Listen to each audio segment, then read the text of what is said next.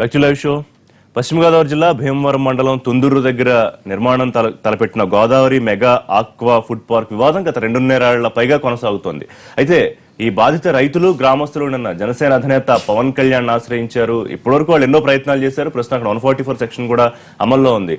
అయితే నిర్వాహకులు మాత్రం అక్కడ అన్ని అనుమతులు తీసుకున్నాము, పంచాయతీల్లో సభలు గ్రామ సభలు నిర్వహించాం, అన్ని అనుమతులు తీసుకున్న తర్వాత నిర్మాణం తలపెట్టామంటే ఎటువంటి అనుమతులు తీసుకోలేదని ఇప్పటికే సిపిఎం జాతీయ నేత బృందాకారత్ అక్కడ పర్యటించారు. ఇష్యూ నేషనల్ లెవెల్కి తీసుకెళ్తామని ఆవిడ ఫైట్ చేస్తున్నారు. ముఖ్యంగా నిన్న పవన్ కళ్యాణ్ ప్రభుత్వాన్ని నేరుగా ప్రశ్నించారు. ఈ విషయం ముఖ్యమంత్రి దృష్టిలో ఉందా లేదా సంబంధిత మంత్రులు దీన్ని సీరియస్ గా తీసుకుని అక్కడి నుంచి తరలించే ప్రయత్నం చేయాలి. గోదావరి డెల్టాకు నష్టం జరిగే పరిస్థితి తీసుకురాకూడదు.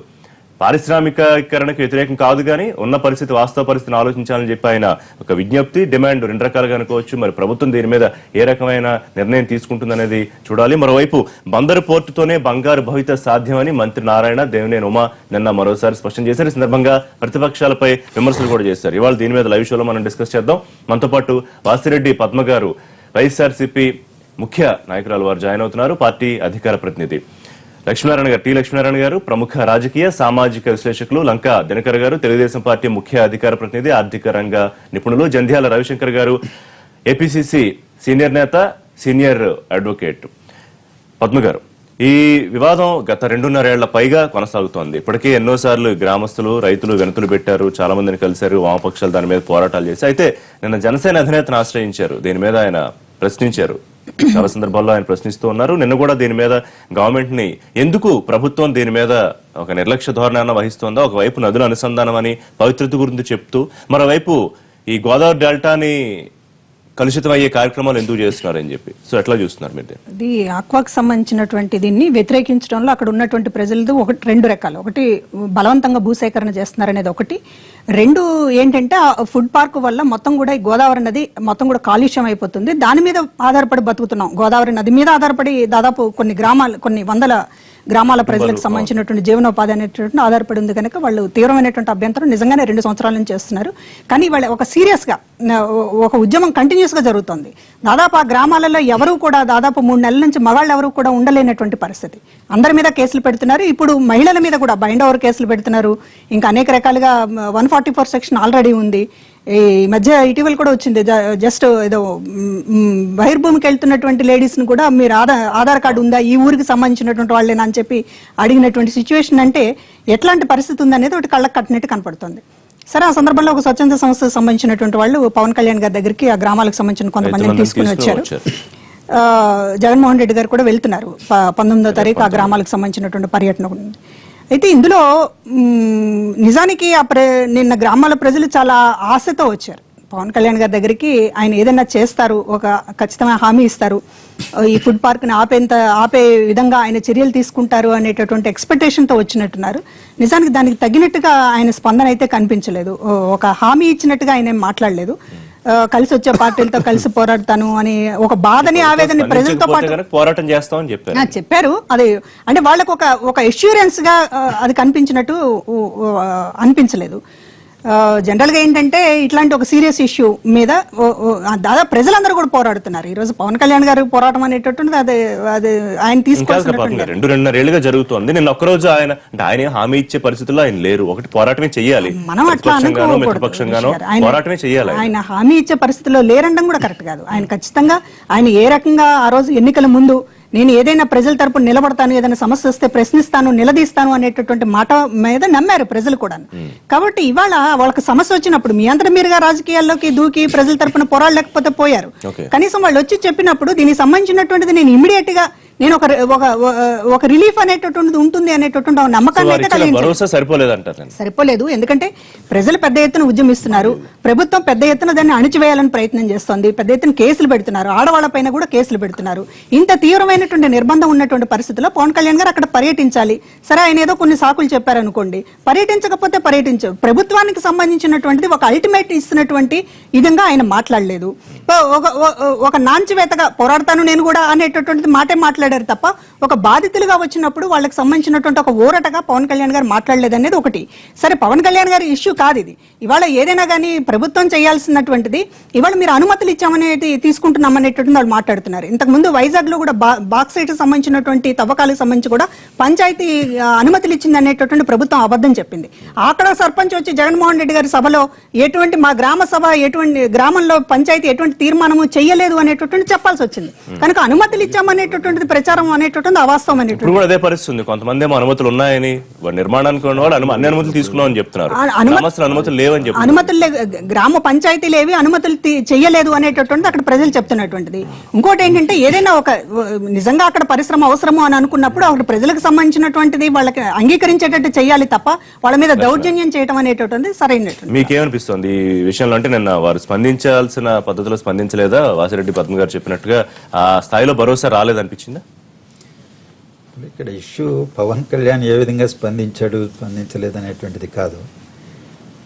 అసలు సమస్య మౌలికమైనటువంటి దాన్ని చర్చించుకోవడం మంచిది. ఎందుకంటే పవన్ కళ్యాణ్ చుట్టూ తిప్పితే రాజకీయంగానే ఆయన రాజకీయాల్లోకి వస్తున్నాడా లేదా, వస్తే ఎందుకు గట్టిగా ప్రశ్నించలేదు, బీజేపీని ఎందుకు ఎక్కువగా విమర్శించలేదు, టీడీపీని ఎందుకు విమర్శించలేదు, ఇవన్నీ ఆ కోణాలు రాజకీయ రంగు పొలమడం ద్వారా ప్రజా సమస్యకి నష్టం. ఒకసారి ఆయన కలవడంతో ఒకసారి ఇష్యూ హైలైట్ అదే అదే అదే అందువల్ల ఆయన దగ్గరికి ఎప్పుడన్నా ప్రజలు పోతే, ఇప్పుడు తుళ్ళూరుకు సంబంధించినటువంటి ప్రాంతం వాళ్ళు కానీ రైతులు పోయినప్పుడు దాని మీద ఏదో కామెంట్ చేస్తాడు, లేకపోతే పోయి పర్యటన చేస్తాడు, ఇంకెవరన్నా వస్తే దాని మీద మాట్లాడతాడు.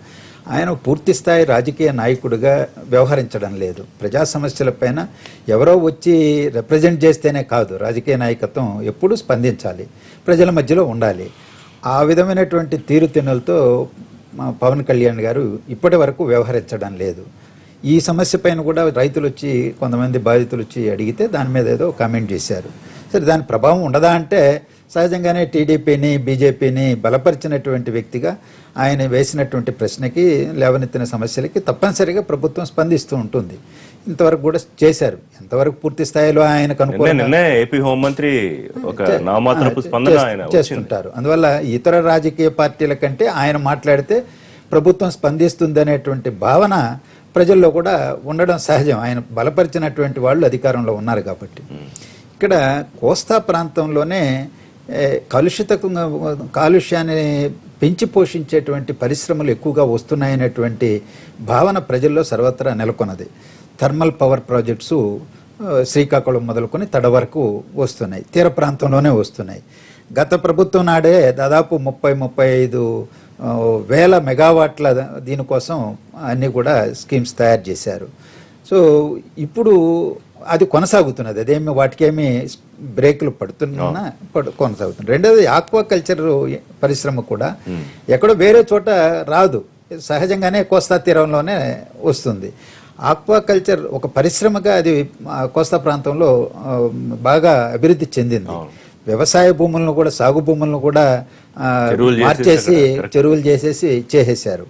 అది రాష్ట్రానికి కూడా ఒక ప్రధాన ఆదాయ వనరుగా అభివృద్ధి చెందింది. ఇవాళ గ్రోత్ రేట్ను గురించి మాట్లాడినప్పుడు ఆక్వాకల్చర్ను గురించి చెబుతారు. ఎందుకంటే దాంట్లో మిగిలిన ప్రాంతాలు కరువు ప్రాంతాలుగా ఉండి ఇబ్బందులు పడుతున్నా, వ్యవసాయం ఇబ్బంది పడుతున్నా, వ్యవసాయ ఆధార పరిశ్రమగా దీనికి గ్రోత్ రేట్లో ఎక్కువగా ఉంటుందన్నమాట. ఒక ప్రధానమైనటువంటి ఉపాధి కల్పన పరిశ్రమగా కూడా అది అభివృద్ధి చెందింది. కానీ ఇక్కడ చర్యలు తీసుకోవాల్సింది ఏంటంటే కాలుష్య రహితంగా పరిశ్రమలు ఏ విధంగా నిర్మించాలి. ఆ కోస్తా ప్రాంతం అంతా విలువైనటువంటి భూములు, సారవంతమైన భూములు, మంచి పంటలు పండించేటువంటి భూమి, మాగాణి భూములు, ధాన్యాగారంగా కూడా పేరుగాంచినటువంటి. అందుకని ఈ కోణాలన్నీ కూడా ఆలోచించాలి. ఆహార భద్రత విషయం ఆలోచించాలి, సాగు భూములను డిస్టర్బ్ చేయకుండా అవసరమైనటువంటి చర్యలు తీసుకోవాలి. అలాగే కాలుష్యాన్ని పెంచి పోషించేటువంటి వాటిని సాధ్యమైనంత వరకు నిరాకరించాల్సిన అవసరం, తగ్గించాల్సిన అవసరం ఉంది. అలాగే తీర ప్రాంతానికి తరలించమంటున్నారు. తీర ప్రాంతానికి తరలించినా కాలుష్యం అనేటువంటిది ఉంటుంది కదా. అందువల్ల కాలుష్య రహితంగా పరిశ్రమలు ఏ విధంగా ప్రోత్సహించాలనేది ఒక విధానపరమైన నిర్ణయం రాష్ట్ర ప్రభుత్వం తీసుకోవాల్సినటువంటి అవసరం ఉంది. ప్రజల మనోభావాలని, ప్రజల అభిప్రాయాలను కూడా పరిగణలోకి తీసుకోవాల్సిన అవసరం ఉంది. రైట్. ఇంకా మరిన్ని విషయాలు మాట్లాడదామంటే దినకర్ గారు, ఒకటి పారిశ్రామిక ప్రగతికి అడ్డంకి కాదు, కానీ ఇలాంటి వాటికి లైసెన్సులు ఇచ్చేటప్పుడే ప్రభుత్వాలు జాగ్రత్తగా చూసుకోవాలి. ఇది పవన్ కళ్యాణ్ గారు చెప్పింది. ముఖ్యమంత్రి గారి దృష్టిలో ఉందో లేదో మరి, లేదా సంబంధిత రిప్రజెంటేషన్ పంపిస్తాము, ఒకవేళ చర్య తీసుకోకపోతే కనుక కలిసి వచ్చే పార్టీలతో కలిసి పోరాటానికి సిద్ధం అవుతామని పవన్ కళ్యాణ్ అన్న. అది మీరు ఎలా తీసుకున్నా మరి, హెచ్చరిక లేకపోతే సూచన, లేకపోతే ఎట్లా తీసుకుంటున్నారు దాన్ని మీరు?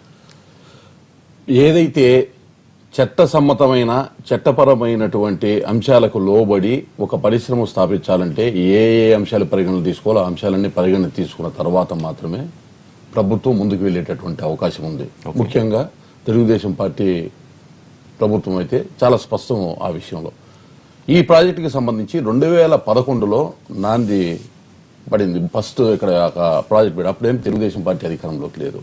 2013కి దాదాపు అన్ని రకాల అనుమతులు అక్కడ వచ్చేసినాయి, అంటే ఎలక్షన్కి ముందు. అప్పుడు తెలుగుదేశం పార్టీ ఏం అధికారంలోకి లేదు. అంటే ఇదేదో ఇప్పటికిప్పుడు ఏదో వచ్చేసి అక్కడ యూనిట్ పెట్టేటటువంటి అనుకూల పరిస్థితులు తెలుగుదేశం సృష్టించింది అనే రకంగా ఏదైతే ప్రతిపక్ష పార్టీలు విమర్శిస్తున్నాయో అది అవాస్తవము. చాలా క్లిస్టల్ క్లియర్ గా ఇది ఎప్పుడైతే ఈ ప్రాజెక్టు అక్కడ పెట్టినప్పుడు కాలుష్యం ఏదైతే దాని నుంచి వచ్చేటటువంటి వ్యర్థాలు, అక్కడ ఒక కాలువ ఉంది గొంతేరు అనేటటువంటి కాలువలో కలిస్తే ఆ వాటర్ కలుషితం అవుతుంది అనేటటువంటిదే ప్రధాన సమస్య. భూసేకరణ వీటికి సంబంధించి ఇప్పుడు ఏం లేదు, అది ఎప్పుడో అయిపోయిన గత చరిత్ర. నేను చెప్తున్నానండి. అప్పుడు ఎప్పుడైతే ఈ యొక్క ప్రస్తావన వచ్చిందో ప్రభుత్వం ఒక కమిటీని పంపించింది అక్కడికి, 3 డాక్టర్ల బృందాన్ని, దీనికి సంబంధించి ప్రొఫెసర్స్ ని, డాక్టర్లో ఉన్నటువంటి బృందాన్ని. ఒకరు doctor Sandeep, 2 doctor Rammohan, 3 doctor Madhusudan Rao గారు. 3 వెళ్లి వారు మొత్తం కూడా చుట్టూతా ఉన్నటువంటి గ్రామాలతో సహా మొత్తాన్ని అభిప్రాయ సేకరణ తీసుకోవడం జరిగింది. వాస్తవంగా అక్కడ పెడుతున్నటువంటి ప్రాజెక్టుకి సంబంధించి 800 కోట్ల రూపాయల ప్రాజెక్ట్ అది. దాదాపు 4,000 మందికి ప్రత్యక్షంగా, 2,000 మందికి పరోక్షంగా ఏ ఉద్యోగ ఉపాధి అవకాశాలు వచ్చేటటువంటి పరిస్థితి ఉన్నటువంటి ప్రాజెక్టు. మొత్తాన్ని కూడా క్రిటికల్ స్టడీ చేసిన తర్వాత చాలా స్పష్టంగా అక్కడ ఏదైతే ఇట్లాంటి ప్రాజెక్ట్స్ దేశం మొత్తం మీద కూడా 26 ప్రాజెక్ట్స్ వస్తున్నాయి. ఆ ప్రాజెక్టు కట్టే విధానము, దానిలో వాడేటటువంటి సాంకేతిక పరిజ్ఞానం చూస్తే కాలుష్య రహిత పరిశ్రమగా అక్కడ వచ్చేటటువంటి అవకాశం కలిగింది. ఎందుకంటే ముఖ్యంగా ఎప్పుడైనా ఆక్వా ప్రాసెసింగ్ కి సంబంధించి దాని చెప్తాను అపోహలు ఉన్నాయి.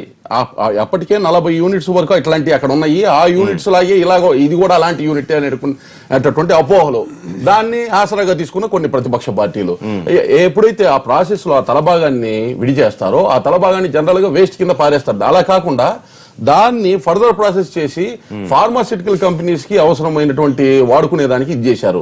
దాన్ని రీసైక్లింగ్ ద్వారా అక్కడ ఎటువంటి వ్యర్థాన్ని బయటికి వెళ్లకుండా చేశారు.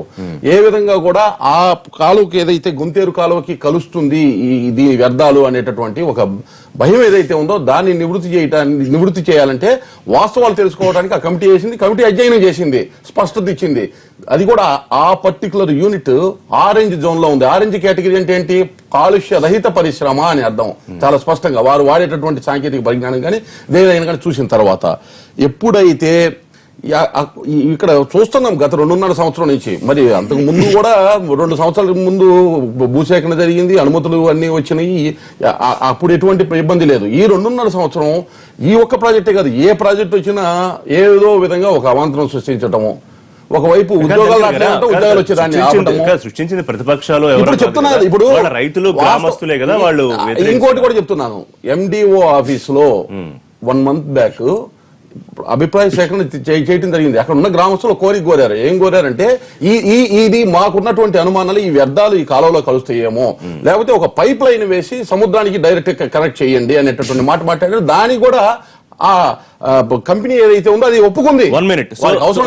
చెప్పేదాన్ని బట్టి అక్కడ అన్ని అనుమతులు ఉన్నాయి, ఎటువంటి కాలుష్య ప్రమాదము లేదు, కాలుష్యయుతంగా ఉందని రిపోర్ట్ ఇచ్చారని మీరు చెప్తున్నారు. ఎటువంటి కెమికల్ ఇదే అంశం మీద గత 2.5 ఏళ్లుగా పోరాడుతున్న విశ్వమానవ వేదిక వ్యవస్థాపకులు సురేష్ మల్లుల ఫోన్ లైన్ లో ఉన్నారు. నిన్న పవన్ కళ్యాణ్ దగ్గరకు రైతులందరినీ తీసుకొచ్చి కల్పించారు, వారు కూడా మాట్లాడారు. ప్రస్తుతం వారు మనతో మాట్లాడడానికి సిద్ధంగా ఉన్నారు. సురేష్ గారు, చెప్పండి సార్. ప్రధానంగా మీరు అక్కడ చెప్పే అభ్యంతరం ఏంటంటే నదులు కలుషితం అవుతాయి, దాని ద్వారా దాని మీద ఆధారపడ్డ కుటుంబాలకి ఇబ్బంది కలుగుతుంది. ఇది చుట్టుపక్కల గ్రామస్తులు రైతులు వ్యతిరేకిస్తున్నారు, వారిని మీరు రిప్రజెంట్ చేశారు. కానీ మన తెలుగుదేశం పార్టీ నాయకులు చాలా క్లియర్ గా చెప్తున్నారు, ఇప్పటికే దాని మీద ఒక నివేదిక వచ్చింది.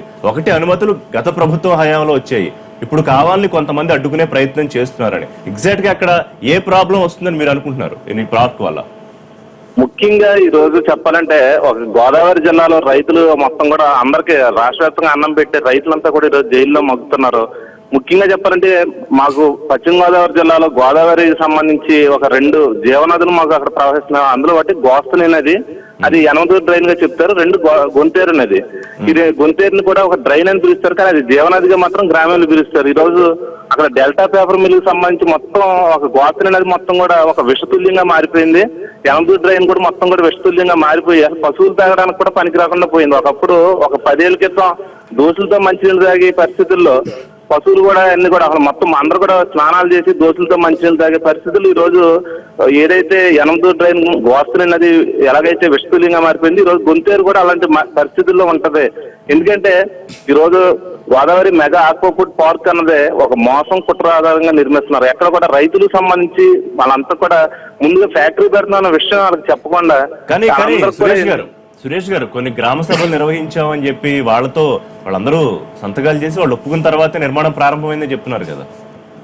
ఖచ్చితంగా దీనికి 18 గ్రామ పంచాయతీ మొత్తాన్ని కూడా వ్యతిరేకంగా తీర్మానం చేస్తే అక్కడ బలప్రయోగం చేసి అధికారులు కూడా ఎక్కడ కూడా రాకుండా ఈ రోజు ఒక ల్యాండ్ కన్వర్షన్ సంబంధించి మనకి ఏదైతే సీనియర్ ఐఏఎస్ అధికారి శర్మ గారు ఉన్నారు, ఆయన కూడా సెంట్రల్ గవర్నమెంట్ కి ఒక ఎన్విరాన్మెంటల్ సంబంధించి కానీ పొల్యూషన్ కంట్రోల్ బోర్డు కి తర్వాత ప్రిన్సిపల్ సెక్రటరీ రెవెన్యూ కూడా ఆయన లెటర్ రాశారు. ఆ లెటర్ లో కూడా ముఖ్యంగా మనం చెప్పుకోవాల్సింది ఏంటంటే ఒక వ్యవసాయ భూమిని వ్యవసాయేతర భూమిగా మార్చేటప్పుడు Godavari mega aqua food park వాళ్ళేమో రైతులకి అందరికి కూడా ముందుగా అక్కడ రొయ్యల చెరువులు తవ్వుతాము, తర్వాత ఏదో చేపల చెరువులు తవ్వుతాము అనేమో భూములు తీసుకుని ఫ్యాక్టరీ అన్నదే తర్వాత వాళ్ళు చేస్తుంటే అప్పుడు రైతులంతా కూడా ఏంటి ఫ్యాక్టరీ ఏంటి, మీరేమో చేపల చెరువులు రొయ్యల చెరువులు అని మా దగ్గర భూములు తీసుకున్నారు కదా అంటే అప్పుడు చెప్పారు. దీనికి సంబంధించి ల్యాండ్ కన్వర్షన్ వ్యవసాయ భూమిని వ్యవసాయేతర భూమిగా మార్చేటప్పుడు తీసుకోవాల్సిన నిబంధనలు కూడా Godavari mega aqua food park సంబంధించి వాళ్ళు ల్యాండ్ కన్వర్షన్ అప్లై చేయకుండా ఎవరో థర్డ్ పర్సన్ అప్లై చేశారు. ఇది గుర్తించి సీనియర్ ఐఏఎస్ అధికారి శర్మ గారు కూడా దీన్ని ఒక అంతా కూడా వైలేషన్ జరిగింది అని సిబిసిఐడికి మొత్తం అందరికి కూడా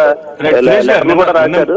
నిన్న మీరు పవన్ కళ్యాణ్ ని జనసేన ప్రెసిడెంట్ ఆశ్రయించారు, మరి వారి భరోసాతో మీకు ఏమైనా నమ్మకం కలిగిందా దీని షిఫ్టింగ్ గానీ, లేకపోతే ప్రస్తుతానికి అక్కడ నిర్మాణం ఆగుతుందని ఏమైనా అనిపించిందా? ఇది రైతులందరూ కూడా ఎవరు కూడా పరిశ్రమలకి పారిశ్రామికీకరణకి ఎవరు కూడా వ్యతిరేకం కాదు, మేము కూడా ఎవరు కూడా వ్యతిరేకం కాదు. మేము చెప్పేది ఏంటంటే ఒక వ్యవసాయం అన్నం పెట్టే రైతులంతా కూడా ఈ రోజు కన్నీరు కాస్తున్నారు. అందరూ కూడా ఎందుకంటే 35 రోజులు 45 రోజుల నుంచి దాదాపు అన్ని గ్రామాలు 3 గ్రామాల్లో 144 సెక్షన్ అమలు చేసి బలవంతంగా 2000 మంది పోలీసులను పెట్టి చదువుకునే పిల్లల్ని అందరూ కూడా చదువుకుని కాంపిటేటివ్ ప్రిపేర్ అవుతున్న పిల్లల దగ్గర నుంచి మహిళల దగ్గర నుంచి రైతుల దగ్గర నుంచి కూడా అందరిని కూడా ఈ రోజు మొత్తం అందరిని కూడా జైలుకి పంపించే.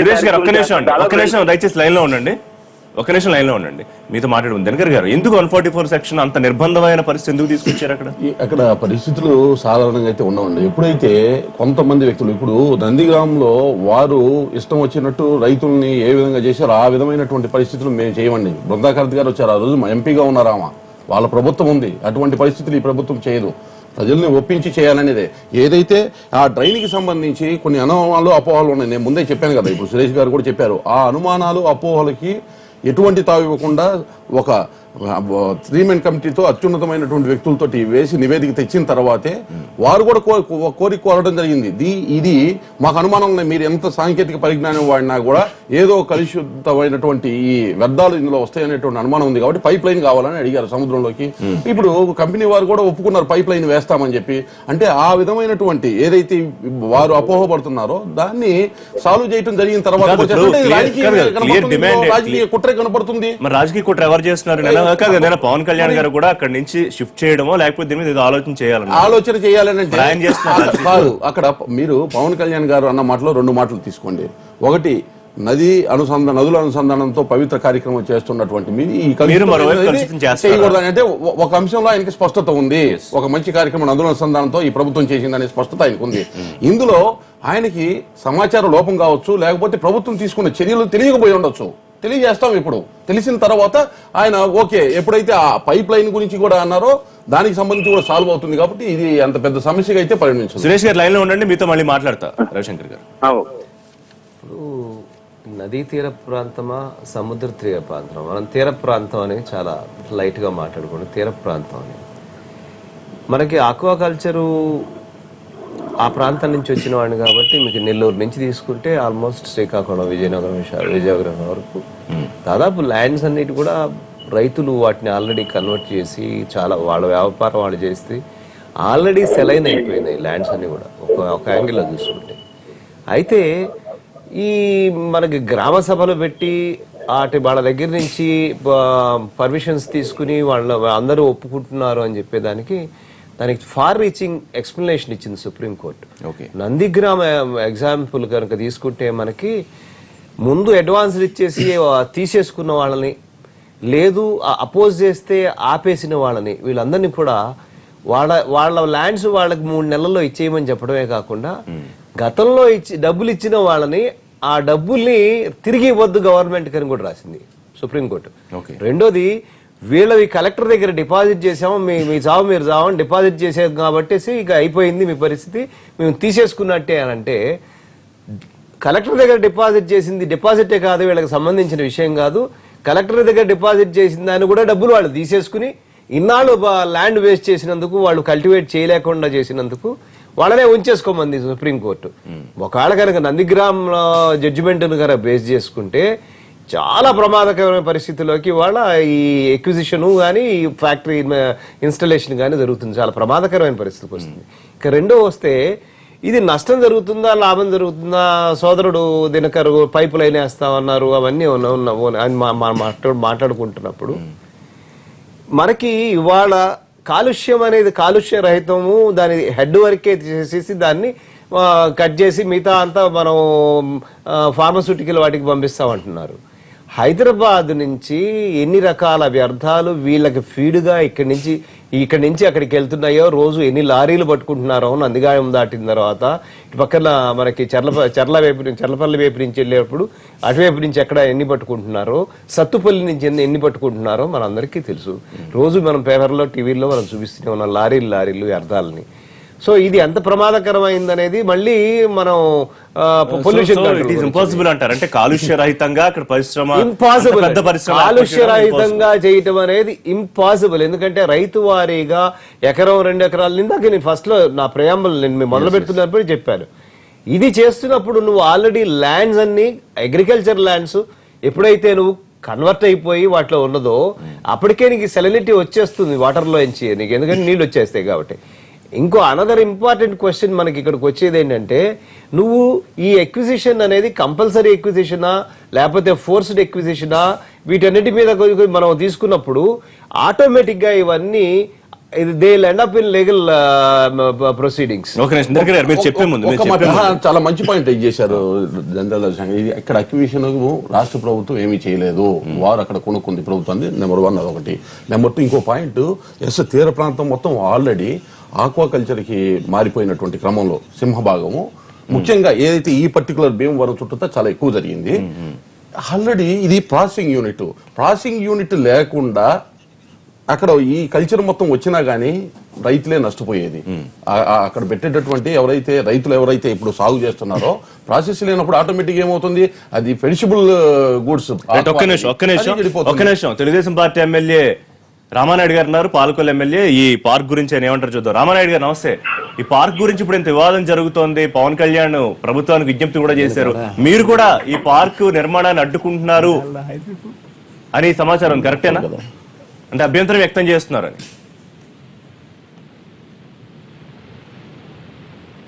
రామానాయుడు గారు, రామానాయుడు గారు వినిపించిందా నా ప్రశ్న? చెప్పండి సార్. రామానాయుడు గారు, Godavari mega aqua food park వివాదం జరుగుతోంది, దాని మీద సిపిఎం జాతీయ స్థాయిలో పోరాటం చేస్తా ఉంటుంది, పవన్ కళ్యాణ్ గారు కూడా స్పందించారు. మీరు కూడా ఈ పార్క్ నిర్మాణం మీద అభ్యంతరం వ్యక్తం చేస్తున్నారా? లేదండి, ఇది ఇప్పుడు ఆక్వా పార్క్ అనేది ఈవేళ పశ్చిమ గోదావరి జిల్లాకు సంబంధించినటువంటి రైతాంగానికి కూడా, అంటే ఎక్స్పెషల్లీ ఆక్వా రైతాంగానికి కూడా బాగా ఉపయోగపడేటువంటి ప్రాజెక్ట్ ఇదంతా కూడా. ఎందుకంటే మీ అందరికీ తెలుసు, ఆక్వా ఉత్పత్తుల్లో ఆంధ్రప్రదేశ్ అగ్రస్థానంలో ఉంది. అటువంటి ఆంధ్రప్రదేశ్ రాష్ట్రంలో పశ్చిమ గోదావరి జిల్లా అగ్రస్థానంలో ఉంది. అటువంటి పశ్చిమ గోదావరి జిల్లాకు సంబంధించిన ఆక్వా రైతులు ఏదైనా తమ ఉత్పత్తుల్ని ఎక్కడ దాచుకోవడానికి కానీ ఎక్కడ కూడా అవకాశం లేదు. ఇవాళ మార్కెట్ లో టన్ను ఈవేళ 5 లక్షల రూపాయలు ఉన్నప్పుడు ఒక్కొక్క నెలలోనే మళ్ళీ 3 లక్షల రూపాయల కంటే 50% పడిపోతుంది. అలా మార్కెట్ పడిపోయినప్పుడు వాటిని కోల్డ్ స్టోరేజ్ లో పెట్టుకుంటే వాళ్ళకి ప్రత్యామ్నాయంగా మంచి ధర వచ్చినప్పుడు మళ్ళీ అమ్ముకునేటువంటి అవకాశం ఉంటుంది. అంచేత ఈ ఆక్వా పార్క్ అనేది 70% రైతాంగానికి ఉపయోగపడేటువంటి విధంగా, కేవలం 30% మాత్రమే వాళ్ళ వ్యాపారంగా ఉపయోగపడేటువంటి విధంగా మాత్రమే ఉంది. అంచేత వాస్తవంగా అయితే మాత్రం ఆక్వా రైతులు ఈ విషయం చెప్పడంలో ఫెయిల్ అయ్యారా రైతులకి, గ్రామస్తులకి? ఈ విషయం అర్థం కావట్లేదు. దీంట్లో ఇన్వెస్ట్మెంట్ జరుగుతుంది. దగ్గర 5,000 మందికి ఇక్కడ ఉద్యోగాలు వచ్చేటువంటి అవకాశం ఇక్కడ ఉంటుంది. కానీ దీనిని ఏంటంటే కేవలం అసలు ఈ ఒక్క విషయం ఆ సిపిఎం వాళ్ళు కానీ లేకపోతే వైఎస్ఆర్ వాళ్ళు కానీ కాంగ్రెస్ వాళ్ళు కానీ గమనించవలసిన విషయం ఏంటంటే, అసలు ఈ ఆక్వా పార్క్ ని అనుమతి ఇచ్చింది ఈ గవర్నమెంట్ కాదు, యూపీఏ గవర్నమెంటే వాళ్ళే అనుమతి ఇచ్చారు ఈ ప్రాజెక్ట్ కి. ఈ ప్రాజెక్ట్ కి వాళ్ళు అనుమతి ఇచ్చి మళ్ళీ మేము అధికారంలో వచ్చేదా దీన్ని అడ్డుకునేటువంటి రామానాయుడు గారు ఒక విషయం చెప్పండి. ప్రజల్ని రెచ్చగొట్టి ఉసుగొల్పి ఒక పక్కన ప్రత్యేక హోదా కావాలని అంటారు. ప్రత్యేక హోదా వస్తే ఇండస్ట్రీస్ వస్తే ఉద్యోగాలు వస్తాయని చెప్తూ ఉంటారు వీళ్ళందరూ కూడా. సెంట్రల్ గవర్నమెంట్ ప్రాజెక్ట్ రిషి గారు, ఇది సెంట్రల్ గవర్నమెంట్ ప్రాజెక్ట్ అని సోదరుడు దినకర్ చెప్తున్నాడు. సెంట్రల్ ఆయనేమో స్టేట్ గవర్నమెంట్ కి సంబంధం, ఆయన central government BJP central government చెప్పారు, యూపీఏ అన్నారు. మరి బీజేపీ రామానాయుడు గారు ఈస్ట్ అండ్ వెస్ట్ నుంచి ఇద్దరు బీజేపీ మంత్రులు, ఈస్ట్ అండ్ వెస్ట్ నుంచి ఇద్దరు రామానాయుడు గారు ఈ పార్క్ నిర్మాణాన్ని వ్యతిరేకిస్తూ రైతులకు, గ్రామస్తులకు ఎవరైతే వెనుదన్నుగా ఉన్నారో వాళ్ళని మీరు బెదిరిస్తున్నారు అని చెప్పి ఆరోపణలు వస్తున్నాయి. సోషల్ మీడియాలో కూడా ప్రచారం జరుగుతోంది. ఇప్పుడు ఎవరైతే కేసులు ఉన్నాయో అసలు ఆ కేసులు పూర్వాపరాలు పరిశీలించుకోవాలి ఎవరైనా సరే, వాస్తవం చెప్పాలంటే. ఎందుకంటే ఎవరు బెదిరించవలసిన అవసరం లేదు, ఎవరికి సంబంధమైన అవసరం లేదు. వాస్తవంగా చెప్పాలంటే ఆక్వా పార్క్ నిర్మాణం అనేది భీమవరం, నరసాపురం నియోజకవర్గంలో ఉన్నటువంటి అంశం. అది వాస్తవంగా చెప్పాలంటే. అందుచేత దాని మీద ఏదో బెదిరించవలసిన అవసరమో లేదా ఇంకోటి అవసరం ఎవరికి. ఒకసారి లైన్ లో ఉండండి రామానాయుడు గారు, ఒకసారి మీరు లైన్ లో ఉండండి. ఎవరైతే కాదు కదా ఈ కన్వీనర్ ఎవరైతే ఉన్నారో సురేష్, ఆయన కూడా అందుబాటులో ఉన్నారు. హలో చెప్పండి రామానాయుడు గారు. ఒకసారి మీరు ఫోన్ కాల్లో తీసుకున్న తర్వాత ఎవరు క్రిమినల్స్ తోటి మీరు మాట్లాడండి అంటే మాట్లాడలేము, అర్థమైందండి? క్రిమినల్స్ క్రిమినల్స్ ఒక నిమిషం అనండి, ఒకసారి వినండి, ఒకసారి అది ఏంటంటే చెప్పండి. మీరు ఎవరో స్థాయి కలిగిన వాళ్ళతో మాట్లాడమంటే నేను మాట్లాడతాను తప్ప మీరు ఎవరో ఊరికే ఇప్పుడు ఎవరైతే మీరు చెప్తున్నారో వాళ్ళ మీద ఎస్సీ హెరాస్మెంట్ కేసు, లేకపోతే వాళ్ళు ఎవరైతే నిన్న వెంకటరాయణ ఇప్పుడు ఎవరైతే పవన్ కళ్యాణ్ కలిశారో వీళ్ళు ఒక్కొక్కళ్ళ మీద కూడా 4-5 కేసులు గతం నుంచి. అసలు ఆక్వా పార్క్ కి వీళ్ళకి ఏ విధమైనటువంటి సంబంధం లేదు. కానీ హౌ కెన్ యు సే అండి క్రిమినల్ అని? ఇప్పుడు ఒక ముసుగు అంటే తమ కేసుల నుండి తప్పించుకోవడానికి మాత్రమే ఈ రకమైనటువంటి ఒక సేవా ముసుగుని, ఇంకొక పక్క ఏంటంటే ఇటువంటి ఉద్యమ ముసుగు. ఒక్క నిమిషం లైన్ లో ఉండండి రామానాయుడు గారు. ఒక్క నిమిషం లైన్ లో ఉండండి. సురేష్ గారు 2 నెలల ముందు సురేష్ గారు విన్నారా మీరు? ఇప్పుడు నిన్న పవన్ కళ్యాణ్ గారి దగ్గర మాట్లాడుతూ 2.5 సంవత్సరాల నుంచి మేము ఆక్వా పార్క్ మీద ఫైట్ చేస్తామని చెప్తున్నారు. ఆ సిపిఎం వాళ్ళు చేస్తున్నారు, అక్కడ తొందూరు లేదా ఆ ఏరియా వాళ్ళు అందరూ చేస్తున్నారు, వాస్తవం అది. కానీ ఎవరైతే మీరు పేరు చెప్పారో ఇటువంటి వాళ్ళు కేవలం 2.5 నెలలు మాత్రమే, 3 నెలలు మాత్రమే దీంట్లోకి వచ్చినటువంటి పరిస్థితి. రామానాయుడు గారు ఒక్క నిమిషం లైన్ లో ఉండండి. సురేష్ గారు రామానాయుడు గారు చెప్పిన మాటలు మీరు విన్నారా? అటువంటి బ్లాక్ మెయిల్ చెప్పండి, మీ రెస్పాన్స్ ఏంటి? చేసుకునేటువంటి వాళ్ళు క్రిమినల్స్ చేసే కార్యక్రమాలను పట్టించుకోక్కర్లేదు అన్నారు రామానాయుడు గారు. Please hold for second.